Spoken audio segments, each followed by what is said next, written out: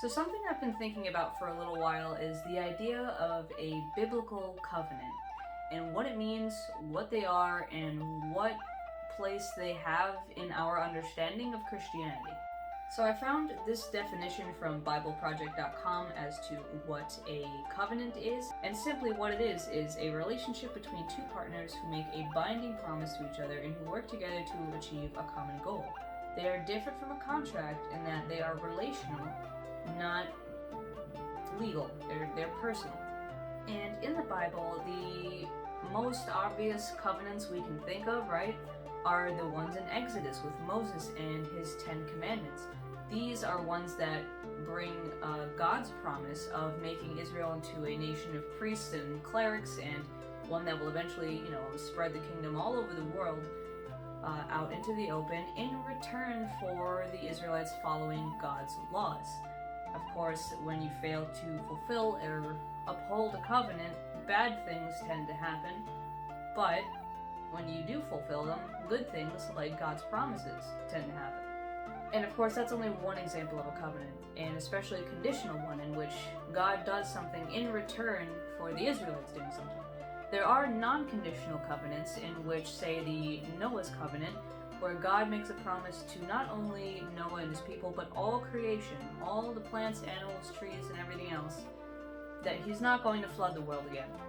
There's nothing they really have to do for God to uphold that, because he's making a promise to animals that, don't really have a sense of reason or an ability to follow through, clearly, so there are no binding, you must do this for me to not flood the world again kind of conditions. It's pretty much just straightforward, that sucked, we're not going to do it again.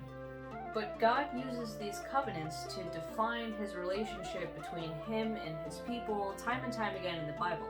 Most Christian scholars interpret Jesus' coming and the Sermon on the Mount to be the new covenant that is mentioned in Jeremiah, where, all of the old covenants will get pushed aside. Here's the new covenant, and that's the one that everybody follows forever and ever. Everyone who believes in Jesus, according to Christians, is going to be a part of that covenant, which is the one that talks about, divorce, justice, love, mercy, and all that kind of stuff. And obviously, the thing about these covenants is that they are a part of Near Eastern culture and a part of Near Eastern understanding of law.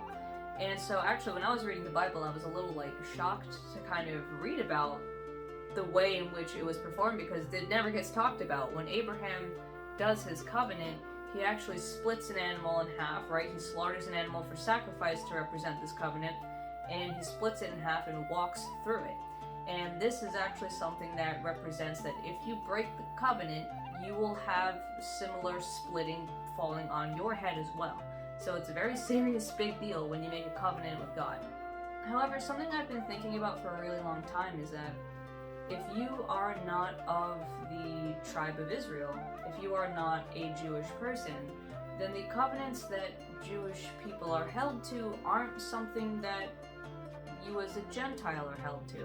For instance, my family is Slavic, we have no connection to Israel or anything like that, so these covenants don't really apply. The covenant that applies, if any, is that new covenant of justice, mercy, and all that kind of stuff, the one that replaces all of these rules and gives Gentiles who come into the fold something to also abide by.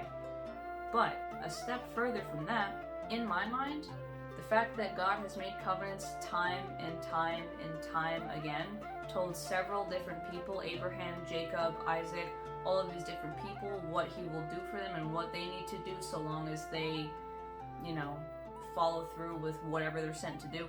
In my opinion, this means that God can make covenants with anyone at any time, anywhere. And so when we talk about creating that individual relationship with God and defining the parameters of what it means to be his follower, I would actually advocate for everyone and anyone to actually make their own covenants with God. Because as you can see, they stack, right? The covenant of Abraham did not disappear with the covenant of Moses. It was more built upon. So, if we have this ground foundational level as Christians of being loving and merciful, being faithful to our, partners, and things like that. By extension, we can continue to build upon that with our own covenants. How you worship God is between no one else but you and God.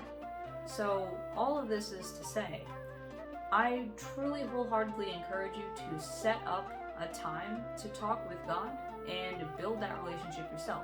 If you have been struggling with connecting with God, and you have been struggling with figuring out what He wants from you, and have been just flipping through the Bible to figure it out, my question is, why have you not just sat down one-on-one with Him and worked out your own terms of your own covenant? What kinds of things can God do for you? What kinds of things are you looking for His help and His guidance on? What things would you like to have in return for what you are willing to offer Him and what He wants you to offer Him? This is the basis of pretty much any covenant. God promises to do something for you, and in return you promise to do something else. That is the conditional covenant. In my opinion, the Bible didn't stop being written with the end of Christ. The Bible itself is pretty much something like, the Iliad, right? Where we have real events that are couched in mystery and mythology and other things like that. Real events that are explained through the lens of religion. And likewise, why would we not continue to write that scripture? The idea that all the prophets are gone, if you've checked my interview with Jesus, is simply not coherent. Because all of us now have the ability to talk to God directly and to hear from Him directly. So the story continues to be written, and you all can continue to write it your own way. This is an era of personal religion, of personal spirituality, and therefore it is not up to other people to tell you what covenantal rules you need to follow. It's up to you and God to work that out yourself. But that's just a little something to chew on as you go into your weekend, so I hope this helps you kind of reframe how you might center yourself in your relationship with God and how you might find your footing and really connect with Him personally.